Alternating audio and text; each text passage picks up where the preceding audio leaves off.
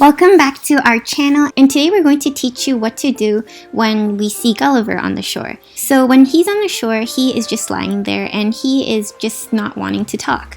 But then you just have to pester him quite a few times, maybe like 5 or 6 times, just constantly just keep pressing A, and then eventually he will wake up. When he does wake up, he's kind of rude actually, but we're just going to ignore that because he is maybe delirious, and once he finishes talking, which is after a long time, he realizes that his phone is broken. So in order to fix his phone, we have to help him get 5 communicator parts, and in order to locate the communicator parts, it's quite easy. If you guys know what manila clams are, they're the things that kind of squirt water underneath the sand, but then this time our communicator parts are going to look very similar to that. So whenever you see something squirting, you're just going to dig it up. So sometimes it will be manila clams, but then other times it will most likely be the communicator parts. Walk around your shore, take your time. They will spawn eventually, and you don't have to go to all parts of your beach. I think what it does is it spawns wherever you're walking, so after a while just walk back and forth from a few patches of sand and you'll find it. Once you go back, just talk to him. He will be very grateful and he'll call his friends to pick him up. And then on the next day, you're going to receive mail from Gulliver, and he'll give you something really cool. So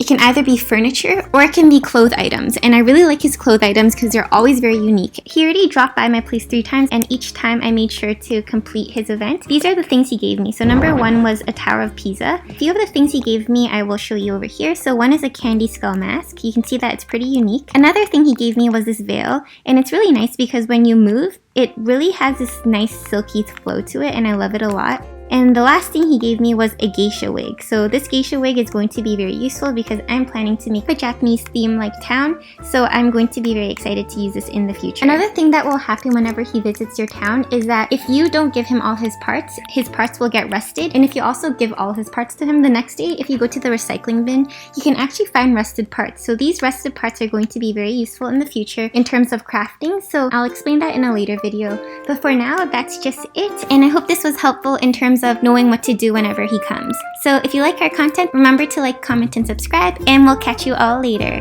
Bye!